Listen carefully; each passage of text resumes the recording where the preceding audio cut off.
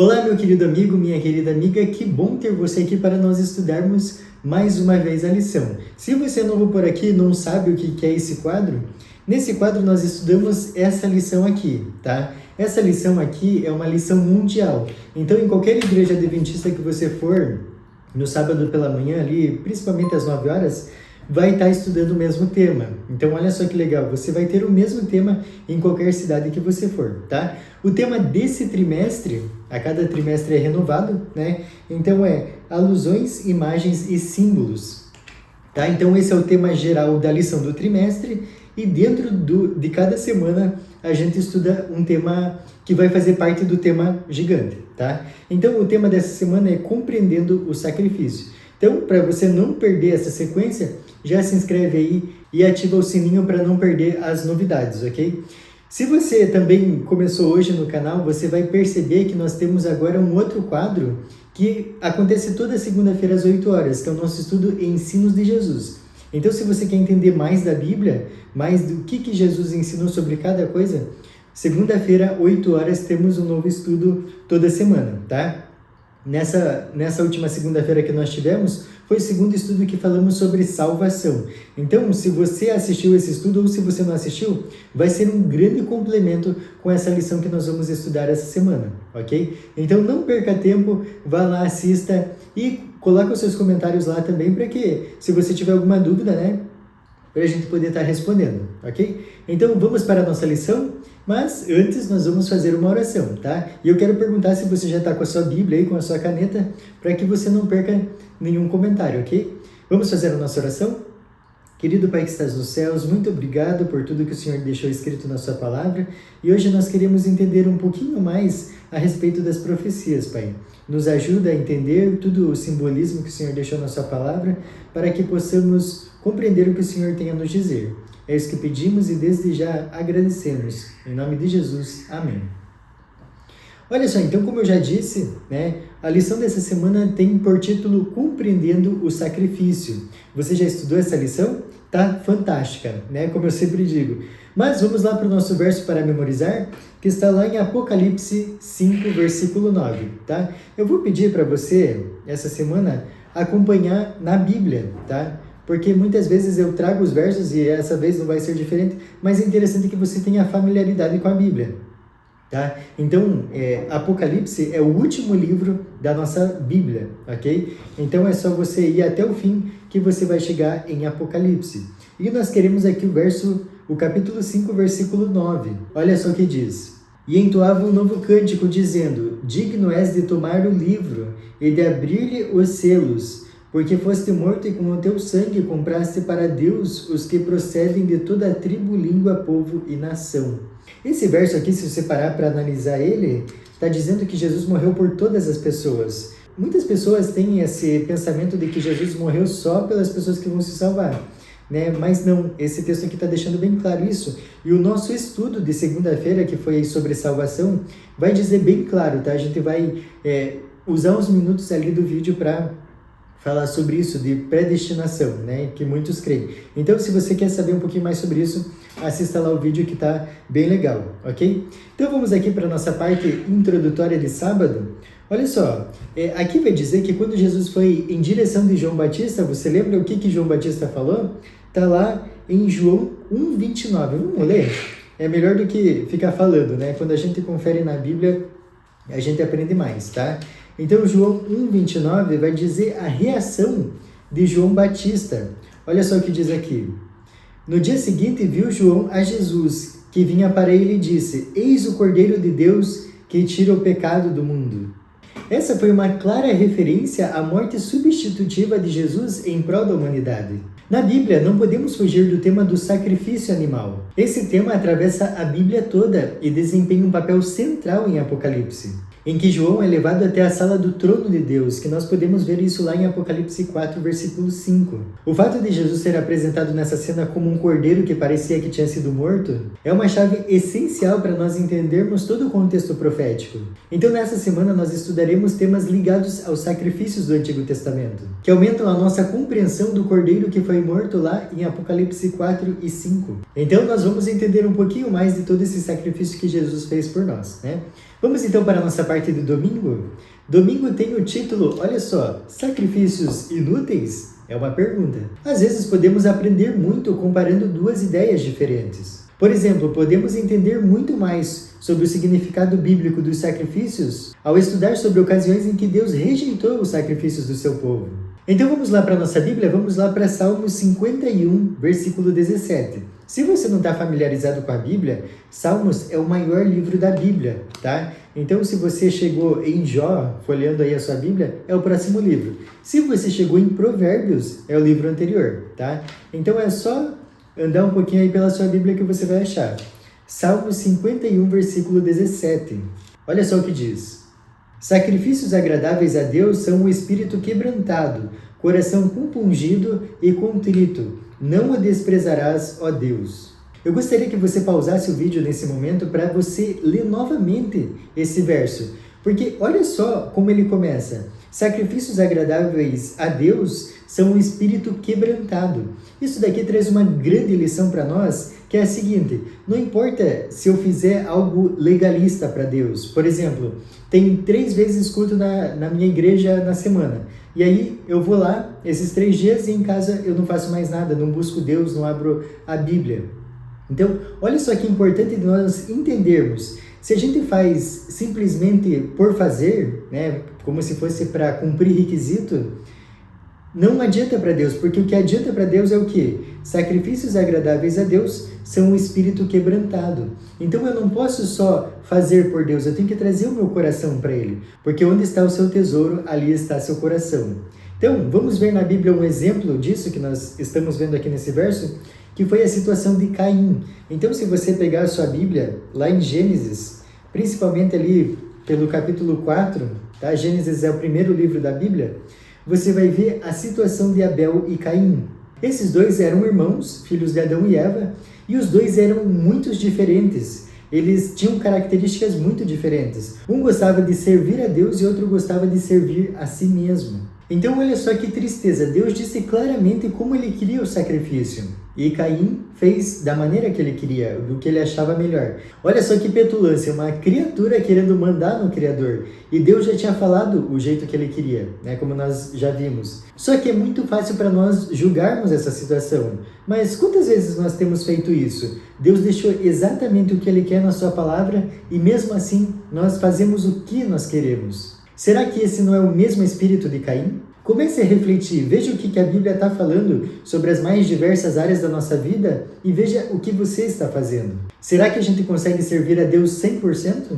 Então vamos voltar lá para Salmos 51, versículo 17, que eu gostaria de ler o início novamente, tá? Para ficar bem martelado na nossa vida. Então Salmos 51, 17 diz assim: sacrifícios agradáveis a Deus são o espírito quebrantado. Então, lembre sempre, quando você for adorar a Deus, o teu coração está ali nesse momento com Deus ou está longe? Para você entender um pouquinho melhor do que nós trabalhamos aqui, é só você fazer uma analogia na sua casa, principalmente se você for pai ou mãe. Então, você gostaria que o seu filho te obedecesse porque ele te ama ou simplesmente porque ele tem que obedecer? Aí fica mais fácil de entender, não é mesmo? Vamos para a nossa parte de segunda-feira, que diz assim: sangue de touros e de bodes. Vamos entender um pouquinho mais dessa parte? Alguns criticam os sacrifícios alegando que eles eram muito cruéis e, em certo sentido, até injustos. No entanto, a intenção é exatamente essa. A morte de Cristo foi severa, cruel e injusta. O inocente morreu pelos culpados. Mas isso tudo era necessário para solucionar o problema do pecado. E esses sacrifícios apontavam para a morte de Cristo. Vamos ver na Bíblia? Vamos lá para Hebreus, do capítulo 10, versículos 3 ao 10. Entretanto, nesses sacrifícios fazem recordação de pecados todos os anos, porque é impossível que o sangue de touros e de bodes remova pecados. Por isso, ao entrar no mundo, diz: sacrifício e oferta não quiseste, antes um corpo me formaste. Não te deleitaste com holocaustos e ofertas pelo pecado. Então eu disse: eis aqui estou, no rolo do livro está escrito a meu respeito, para fazer, ó Deus, a tua vontade. Depois de dizer como acima: sacrifícios e ofertas não quisestes, nem holocaustos e oblações pelo pecado, nem com isso te deleitaste, coisas que se oferecem segundo a lei. Então acrescentou: Eis aqui estou para fazer, ó Deus, a tua vontade. Remove o primeiro para estabelecer o segundo.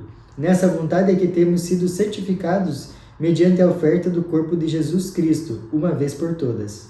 Os animais eram símbolos que apontavam para o sacrifício expiatório do Cordeiro de Deus. Esses sacrifícios eram atos de fé. Era uma forma concreta de expressar fé no Messias vindouro. Os rituais ligados aos sacrifícios eram como o pagamento de uma viagem. Quando nós compramos passagem de ônibus, de avião, de trem, nós não viajamos imediatamente na hora que compramos o bilhete.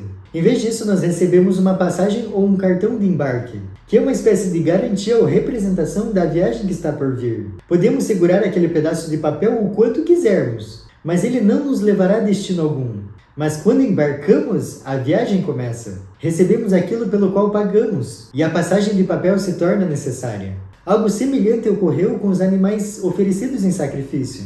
Eles tinham um papel importante, mas a partir do momento que o sacrifício verdadeiro foi feito, eles perderam o sentido. E essa realidade ficou muito visível quando o véu se rasgou no momento em que Jesus morreu. Todo o sistema sacrificial e os rituais apontavam para a morte de Jesus. Uma vez que ele cumpriu a sua promessa na cruz, todos os rituais se tornaram desnecessários. Olha que legal, hoje nós não precisamos sacrificar o cordeiro, porque o cordeiro real já foi morto. Vamos para a nossa parte de terça-feira, e o título é O Cordeiro Pascal. O Apocalipse se refere a Jesus como o Cordeiro cerca de 30 vezes. Desde o início do plano da redenção, o povo de Deus usou cordeiros como símbolo do Messias vindouro. Como exemplo disso, podemos ver Abel, lá em Gênesis 4:4, que ele ofereceu as primeiras crias do seu rebanho. E os israelitas, antes de partirem do Egito para a terra prometida, eles também foram instruídos a resgatar os seus primogênitos. Isso nós podemos ver lá em Êxodo 12, ok? Olha a pergunta que a lição trouxe aqui. O que a Bíblia ensina sobre Jesus como sacrifício da Páscoa? Vamos lá para a nossa Bíblia, então? Vamos lá para Êxodo 12, dos versículos 1 ao 11, tá? Então, Êxodo, para você que não sabe, é o segundo livro da Bíblia, ok?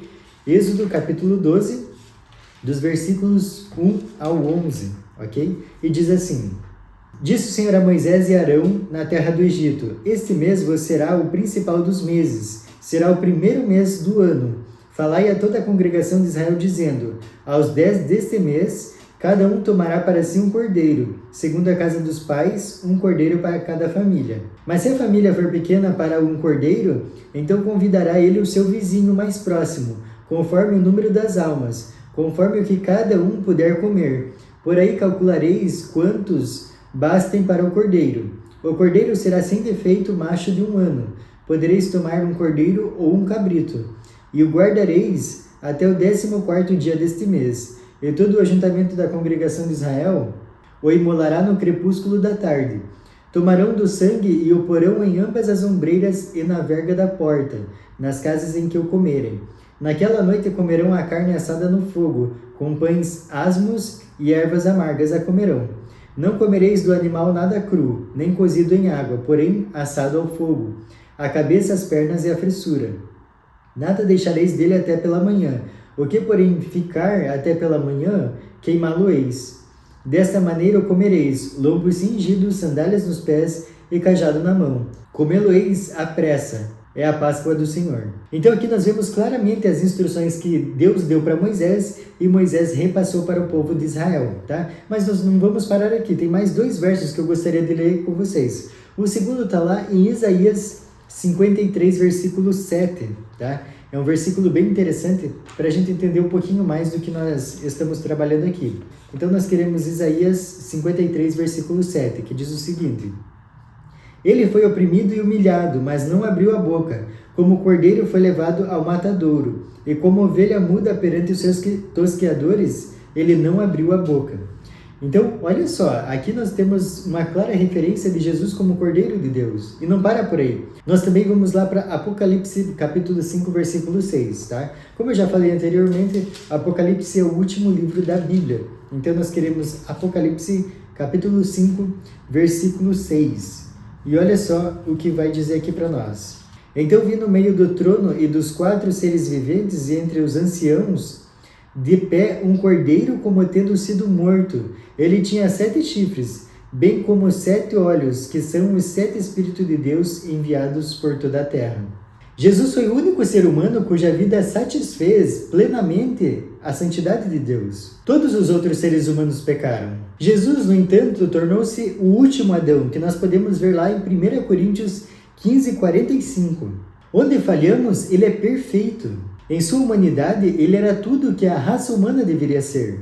Ele refletia a glória de Deus. Por isso que ele disse: quem vê a mim, vê ao Pai. Isso está lá em João 14, versículo 9. Todo aquele ritual que nós vimos ali em Êxodo 12 representava a morte de Jesus. Jesus é o Cordeiro sem defeito, a expressão mais poderosa da justiça e da glória de Deus. Como nós podemos refletir melhor o caráter perfeito de Jesus nas nossas vidas? Essa é uma pergunta muito boa para nós refletirmos, né? Vamos para a nossa parte de quarta-feira e vai trazer o título Jesus no Templo. A história da salvação envolve duas realidades que à primeira vista parecem contraditórias. Deus quer restaurar a comunhão que tínhamos com Ele e estar perto de nós. No entanto, trazer pecadores à sua presença os levaria à destruição.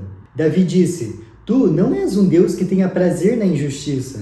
Contigo o mal não pode habitar. Mas ele também disse: eu, porém, pelo teu grande amor leal, entrarei na sua casa. Com temor me inclinarei em direção ao teu santo templo. Esses dois versos estão lá em Salmos 5, versículos 4 e 7. Então, falando de templo, vamos ver uma profecia sobre templo? Está lá em Ageu, do capítulo 2, versículos 7 a 9. Tá? Então, Ageu fica no Antigo Testamento e ele é um dos livros pequenos. Farei abalar todas as nações e as coisas preciosas de todas as nações virão, e encherei de glória esta casa, diz o Senhor dos Exércitos. Minha prata e meu é o ouro, diz o Senhor dos Exércitos. A glória desta última casa será maior do que a primeira, diz o Senhor dos Exércitos. E nesse lugar darei a paz, diz o Senhor dos Exércitos.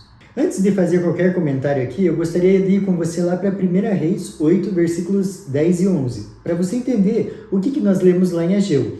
Ageu foi falar que a glória da segunda casa seria muito maior que a primeira. Vamos ver então 1 Reis 8, versículos 10 e 11, diz o seguinte: tendo os sacerdotes saído do santuário, uma nuvem encheu a casa do Senhor, de tal sorte que os sacerdotes não puderam permanecer ali para ministrar, por causa da nuvem, porque a glória do Senhor enchera a casa do Senhor.